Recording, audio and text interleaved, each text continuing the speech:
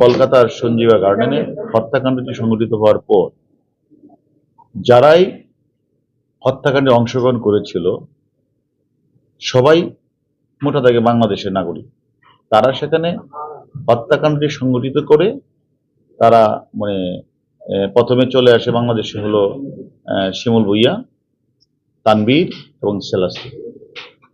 সিয়াম সেখানে হত্যাকাণ্ডের কাজটি করে সে চলে যায় নেপাল।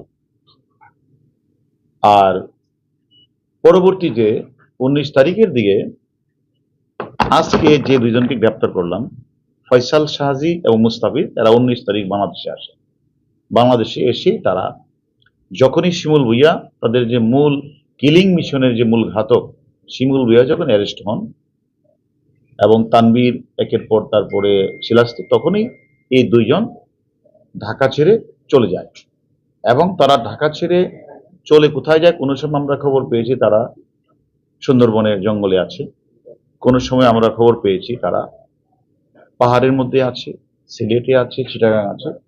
সর্বশেষ আমরা মানে আমাদের গোয়েন্দা তত্ত্ব ডিজিটাল এভিডেন্স বিশ্লেষণ করে আমাদের টিম, একাধিক টিম, তারা যশোর, সুন্দরবন, কক্সবাজার, সর্বশেষ গত রাতের আগের দিন আমাদের টিম দুটি তারা সীতাকুণ্ডের পাহাড়ে বিভিন্ন এলাকাগুলোতে অভিযান করে। কিন্তু এত গহীন অরণ্য, সেখানে উঠা মানে 5 থেকে 6 ঘন্টা উঠতেই লাগে। এবং সেখানে এই পাহাড়, বিভিন্ন পাহাড় আসলে তখন আমরা সেখানে আমরা বিভিন্ন জায়গাগুলি এলাকা রাখি। তারপরে আমরা হেলিকপ্টার যুগে আমরা আজকে সাঁড়াশি অভিযান করি।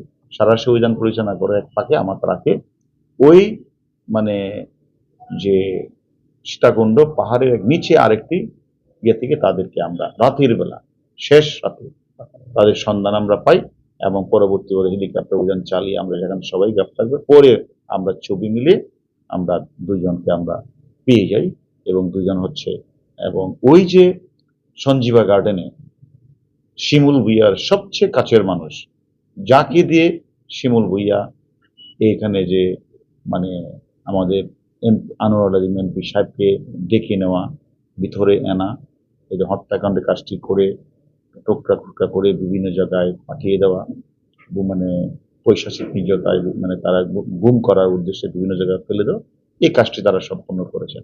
তাদেরকে আমরা গ্রেপ্তার করেছি।